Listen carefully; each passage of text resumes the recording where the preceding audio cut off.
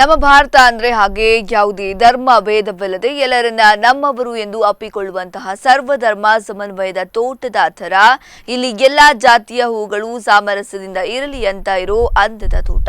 ಆದರೆ ಕೆಲವೊಂದಿಷ್ಟು ಕ್ರಿಮಿಗಳಿಂದಾಗಿ ತೋಟದಲ್ಲಿನ ಶಾಂತತೆ ಹಾಳು ಮಾಡಲೆಂದು ಕೆಲವೊಂದಿಷ್ಟು ಕ್ರಿಮಿಗಳು ಆಗಾಗ ಹೊರಬರುತ್ತಿರುತ್ತೆ.